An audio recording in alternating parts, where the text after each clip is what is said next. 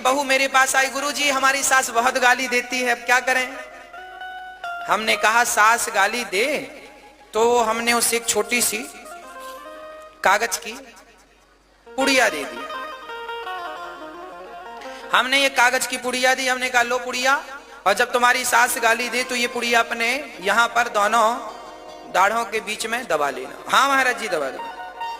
अब वो घर गई और हमने कहा सास जितनी गाली दे उतने जोर से दबाना। अब वो घर गई और सास गाली देनी शुरू की तो उसने पुड़िया यहां दबाई जोर से। सास गाली देती जा वो पुड़िया दबाई दबाई दबाई। सास को लगा, सास भी बड़े आश्चर्य में, भगवान पहली बार बहू ने जवाब नहीं दिया। दूसरे दिन फिर सास ने प्रोग्राम शुरू किया, गाली गाली गाली, इसके बाद ये वो। बहू ने फिर जल्दी से पुड़िया दबा ली। दूसरे दिन सास को लगा राम राम, तो शुरू दिन 1 घंटा बोली थी, इस बार आधे घंटे में अकेली कब तक भौं करेगी बताओ। कुत्ता तब ज्यादा भौं करता है जब सामने से रिस्पांस मिले, नहीं चुप हो जाता, कहीं कहीं करके चला जाता है कुत्ता भी। आप भी जब सामने वाले को जवाब देते हैं तो। तीसरे दिन सास ने फिर गाली दी, पर 15 मिनट में कार्यक्रम पूरा कर लिया। चौथे दिन तो 2 मिनट ही बोली सास।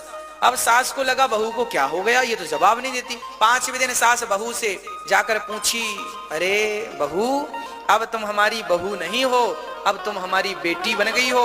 ऐसी हमारी बेटी थी, हम गाली देते थे वो कोई जवाब नहीं देती थी, अब हम तुमको बेटी मानेंगी। अब तो बहू दौड़ी दौड़ी आई, गुरुजी क्या दिया था पुड़िया में, सास तो मां बन गई। हमने कहा पुड़िया खोल के देखो। उसने पुड़िया खोल के देखी, उसने कहा महाराज जी तो कुछ भी नहीं है इसमें, कोई भभूति अभूति नहीं है। हमने कहा कोई भभूति थोड़ी देते हैं। अरे बोले सास मां कैसे बन गई। हमने कहा मेरी बहन आपने कोई जवाब नहीं दिया, आपने सास की गालियां 5 दिन सहन कर ली तो 5 दिन में ही आपकी सास मां बन गई। जब आप सहन करेंगे तो अपने आप सामने वाले को बदलने की ताकत रखेंगे। सामने वाला तब बदलेगा जब आप पहले अपने आप को बदलेंगे। अपने आप में बदलाव लाइए, आप में सहनशीलता होगी तो सामने वाला अपने आप बदलेगा। कब तक नहीं बदलेगा। आप जवाब देते हैं तो आग लगती है, मत दिया करो, देने दो गालियां। कांटे से कहो तुम चुभना छोड़ दो, गुलाब से कहो तुम महकना छोड़ दो, तो क्या संभव है? नहीं ना।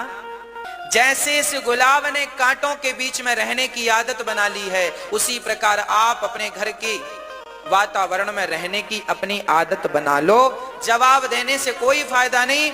जैसे कांटों के बीच में रहकर भी गुलाब आपको खुशबू देता रहता है, अपनी सुंदरता से अपनी ओर आपको, अरे गुलाब की ओर भले लोगों को पता है कि इस पेड़ पर कांटे हैं, पर गुलाब है इसलिए लोग उसकी तरफ बढ़ते हैं, नहीं कांटे ही कांटे हो तो जाएगा कौन। आप भी अपने घर परिवार में इस गुलाब की तरह बन के रहिए कि लाख आपका कोई अपमान करे, लाख गालियां दे, फिर भी आप अपना मुस्काना, अपना मुस्कुराना, अपना हंसना, अपनी प्रसन्नता, ये देखो कांटों के बीच में रहता है तो भी इसकी कली खिलती है कि नहीं।